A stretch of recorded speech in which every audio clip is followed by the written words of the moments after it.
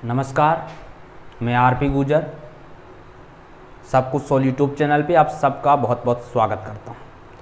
कल हमने number system के बारे में पढ़ा था और आज हम उससे आगे से अपनी क्लास कंटिन्यू करते हैं। तो कल हमने पढ़ लिया था नंबर सिस्टम,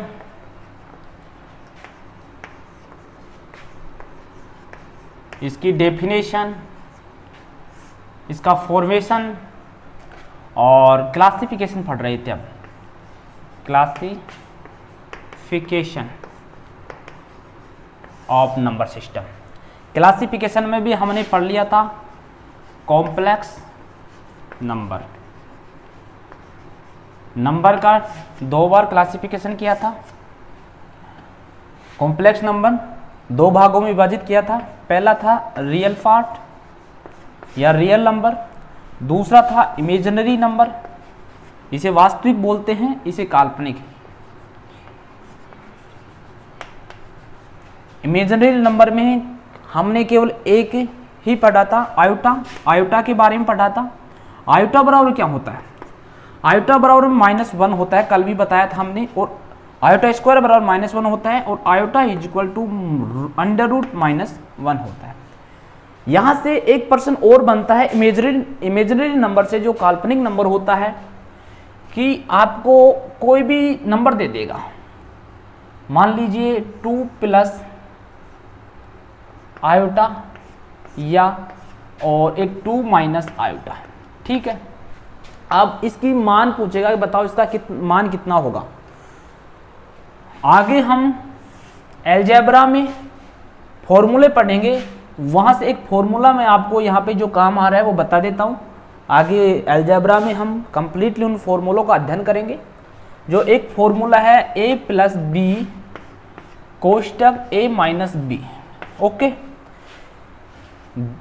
इस फॉर्म में कोई नंबर होता है तो उसको हम लिख सकते हैं a² - b², और जो ये ऊपर लिखा हुआ है वो इसी फॉर्म में है, तो इसको हम 2 के स्क्वायर माइनस आयोटा का स्क्वायर यानी 4 माइनस आयोटा का स्क्वायर। और आयोटा का स्क्वायर हम जानते हैं कितना होता है, -1 होता है। तो 4 - 1, और यहाँ पे माइनस है और ये -1 आएगा।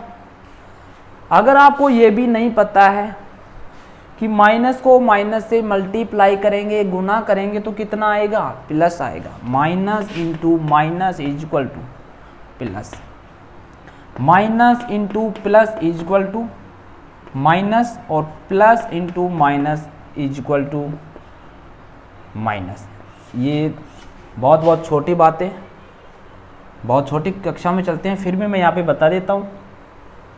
तो यहाँ से आपको क्या आएगा, +1 इज इक्वल टू 5 आंसर आएगा। ये क्या है, ये इस नंबर का सहयुग्मी है। यहाँ से भी एक पर्सन बन जाता है, मैं अभी बताता हूँ कौन सा पर्सन बनता है। एक बार इसको मैं डिलीट कर देता हूँ।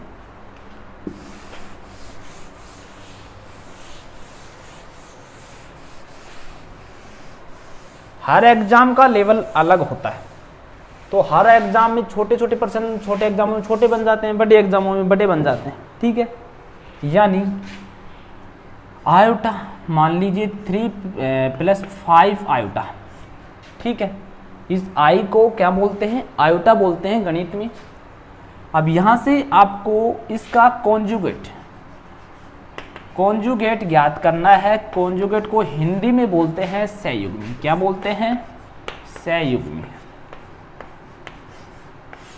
कॉन्जुगेट को हिंदी में क्या बोलते हैं, सहयुग्मी। और इसका हमें कॉन्जुगेट ज्ञात करना है तो हमको एक बात ध्यान रखनी है, अगर सहयुग्मी पूछे कभी भी तो आयोटा को माइनस में लिख दिया करो। आयोटा को किस में लगा करो, माइनस में, यानी iota is equal to minus iota. ये आपको ध्यान रखना है। तो यहाँ पे आयोटा के स्थान पे अगर आप माइनस आयोटा रखोगे तो ये पूरा माइनस में हो जाएगा कि नहीं। तो यहाँ से 3 - 5 आयोटा, यानी इस पूरे नंबर की, ये कॉम्प्लेक्स नंबर है।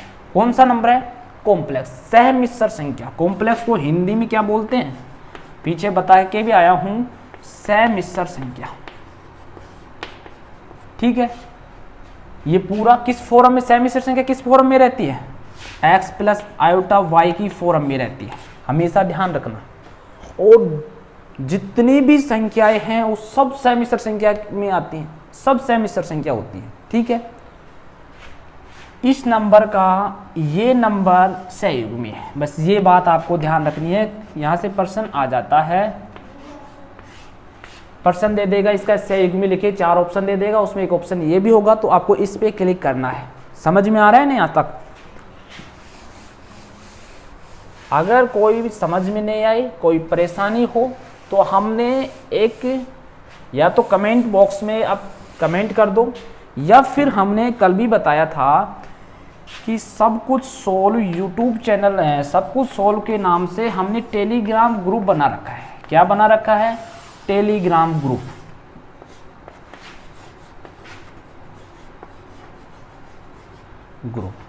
इसमें आप ऐड हो सकते हो, या तो डायरेक्टली आप टेलीग्राम पे जाके ये सर्च कर सकते हो, या फिर मैं इसी वीडियो में इस ग्रुप का लिंक डिस्क्रिप्शन बॉक्स में डाल दूंगा, ठीक है। और चैनल को अभी तक अगर आपने सब्सक्राइब नहीं किया तो इस चैनल को सब्सक्राइब कर लो, वीडियो को लाइक करो और ज़्यादा से ज़्यादा लोगों के पास शेयर करो। हम रेगुलर इसी यूट्यूब चैनल पे कंटिन्यू क्लास दिया करेंगे, और 1 या 2 दिन में हम इसी यूट्यूब चैनल पे लाइव भी आया करेंगे। रेगुलर लाइव आएंगे, उसका टाइम आपको दे दिया जाएगा। अभी तो हम 1 या 2 दिन रिकॉर्डिंग क्लास भेज रहे हैं। तो कल हमने पढ़ लिया था कॉम्प्लेक्स नंबर का विभाजन रियल और इमेजिनरी में, फिर इमेजिनरी के बारे में बताया था, इमेजिनरी के बारे में आज भी कुछ बताया हूँ। फिर वास्तविक संख्या, वास्तविक संख्या को भी 2 भागों में बांटा जाता है, कल भी बताया था, डेसिमल नंबर और दूसरा इधर इंटीजर नंबर होता है। कौन सा? पूर्णांक संख्या। फिर हमने पूर्णांक संख्या की बात कर ली थी, minus infinite two plus infinite number होते हैं पूर्णांक संख्या में, जिसमें एग्जाम में प्रश्न आता है कि 0 पूर्णांक संख्या है या नहीं, तो आपको 0 को पूर्णांक संख्या बताना है, क्योंकि 0 में कोई डेसिमल नहीं है, यानी दशमलव नहीं है, तो इसे हम पूर्णांक संख्या बोलेंगे।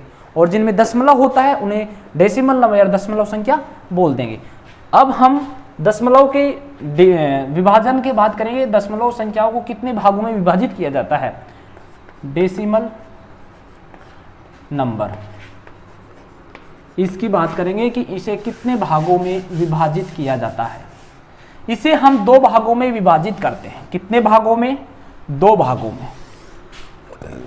पहला आता है वे संख्याएं जो रिपीट होती है, यानी हमने कल भी बताया था 1.45 4545 दशमलव के बाद आने वाली संख्या अगर रिपीट होती है, यानी 45 जो नंबर है वो रिपीट हो रहा है, ठीक है। तो इसे हम कल बताया था 14, ये लिख सकते हैं, बार लगा सकते हैं इस पे, ठीक है। इन संख्याओं को हम क्या बोलेंगे? रिपीटिंग नंबर या रिकरिंग नंबर या टर्मिनेट नंबर, तीनों नामों से इसे जाना जाता है। और जो संख्याएं रिपीट नहीं होती हैं, 1 2 3 4 5 डैश डैश डैश इन्फिनाइट तक चल रही हैं, ये संख्याएं रिपीट नहीं हो रही है, तो इनको हम बोलेंगे non repeating, non terminating number और नॉन रिकरिंग नंबर। यहाँ तक आपको कोई दिक्कत नहीं आ रही होगी, अच्छी तरह से उम्मीद करता हूँ आपको अच्छा समझ में आ रहा होगा। अब मैं यहाँ पे लिखता हूँ recurring number, recurring decimal number, ठीक है। इसे हम रिपीटिंग बोलते हैं, रिपीटिंग और टर्मिनेटिंग।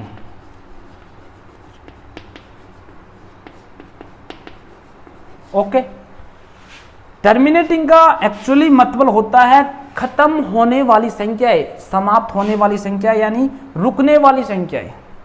इसे हम हिंदी में क्या बोलते हैं? खत्म होने वाली संख्या, होने वाली संख्या। जैसे 1.3 यानी 0 पॉइंट लगा दो या 1 पॉइंट लगा दो, 333, इसे हम क्या लिखेंगे? 0.3, यहां तक स्टॉप हो गई। और इसे एक फॉर्म में और भी लिख सकते हैं, जिसको भी मैं इसी से कनेक्ट करूंगा। एक तो होता है परिमेय संख्या जिसे हम इंग्लिश में रेशनल नंबर बोलेंगे, दूसरा होता है अपरिमेय संख्या जिसे हम इर्रेशनल नंबर बोलेंगे।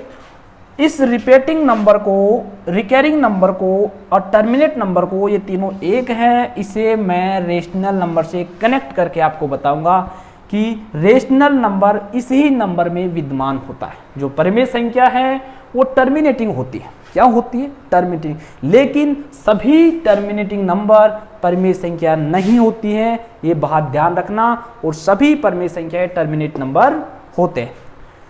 इसे मैं अभी बता रहा हूं। इसको एक फॉर्म में और लिख सकते हैं, वो फॉर्म है 3/9। ये फॉर्म कौन सी बनी? p/q की फॉर्म बनी। कैसे बनी? 3/9 p/q की फॉर्म बनी। कैसे बनी वो मैं बताता हूं। ये नंबर है हमारे पास, इससे तो बन रहा है। इस नंबर को मैं x के इक्वल मान लूं। किसके इक्वल मान लूं? x के बराबर मान लूं। ठीक है। अब मैं इस दोनों तरफ 10 से मल्टीप्लाई कर रहा हूं। क्या कर रहा हूं? Multiply. 10x is equal to 3.3333। Okay, dash dash dash dash dash. अब ये पॉइंट या दशमलव के बाद जो संख्या आ रही है ये x के बराबर है या नहीं है, तो इस पूरी संख्या को x मान सकते हैं। और 10x इधर है तो यहां पे कर रहा हूं मैं कंटिन्यू। 10x बराबर में या इक्वल टू 3 + x। यहां तक समझ में आ रहा होगा आपको। अब एक पक्षांतर करेंगे हम। इसको क्या करेंगे? पक्षांतरण करेंगे या इसको इधर लाएंगे। 10x - x is equal to 3। तो ये कितना बचा यहां से? यहां से बचा 9x is equal to 3। x की वैल्यू कितनी आएगी? x की वैल्यू आएगी 3/9 और वी कैन रिटर्न p/q। इसे हम p/q की फॉर्म में लिख सकते हैं। और परिमेय संख्या क्या होती है? परिमेय संख्याएं रेशनल नंबर क्या होती हैं? वे संख्याएं जिसे p/q के रूप में लिखा जा सकता है परिमेय संख्या कहलाती है। तो p/q की फॉर्म में लिख दिया या नहीं? तो हम बोल सकते हैं कि सभी परिमेय संख्याएं टर्मिनेटिंग नंबर होते हैं, रिकरिंग नंबर होते हैं। लेकिन एक बात का ध्यान रखना, सभी टर्मिनेटिंग नंबर रिपेयरिंग नंबर नहीं होते हैं। अब इसका एक पार्ट होगा डेसिमल नंबर का। एक विभाजन की मैं बात कर लिया, जिसको मैंने रेशनल नंबर से कनेक्ट कर दिया। अब मैं दूसरे भाग की बात कर रहा हूं और दूसरे को हम दूसरे नंबर से कनेक्ट करेंगे, वो है अपरिमेय संख्या से कनेक्ट करेंगे।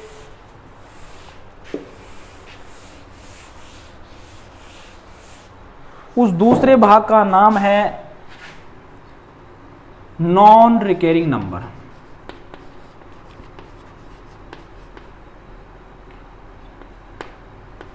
नॉन रिकरिंग नंबर दूसरे भाग का नाम क्या है? Non recurring number, non repeating number या नॉन रिकरिंग डेसिमल लगा देना कि डेसिमल का विभाजन है, या नॉन टर्मिनेट।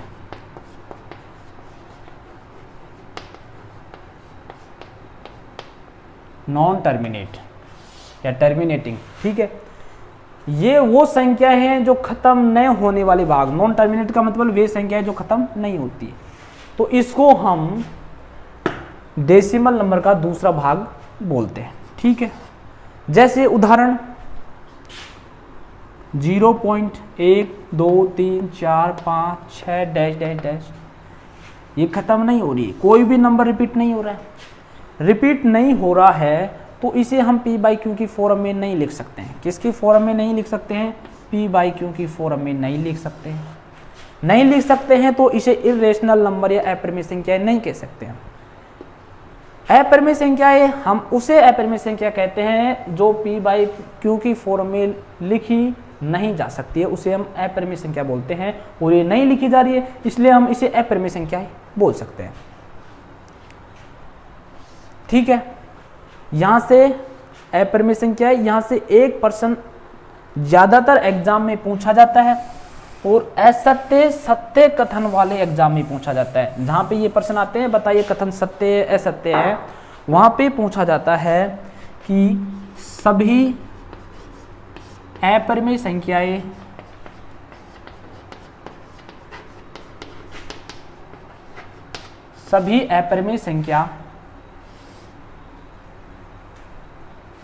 रिकरिंग नंबर है या नहीं।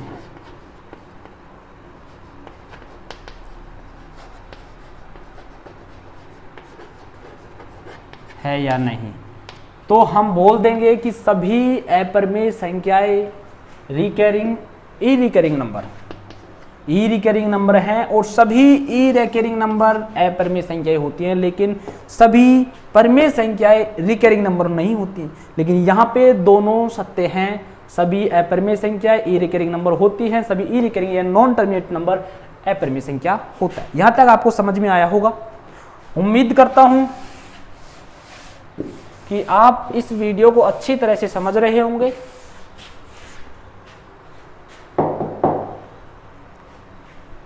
तो आज के लिए यही काफ़ी है। फिर हम जैसे ही लाइव क्लास आएंगे, तो कल भी बताया था हम रेगुलर 1-1 घंटे की क्लास लिया करेंगे। अब तो बहुत कम स्टूडेंट के पास ये पहुंच रहा है, तो उनका कमेंट फिर बाद में मुझे कमेंट के रूप में उनका डाउट अलग से लेना पड़ेगा। इसलिए मैं 1 या 2 दिन बहुत छोटी क्लास ले रहा हूँ। इसे आप ज़्यादा से ज़्यादा लोगों के पास शेयर करो, जिससे जल्दी से जल्दी हमारे ज़्यादा से ज़्यादा लोग कनेक्ट हो सके। Thank you for watching.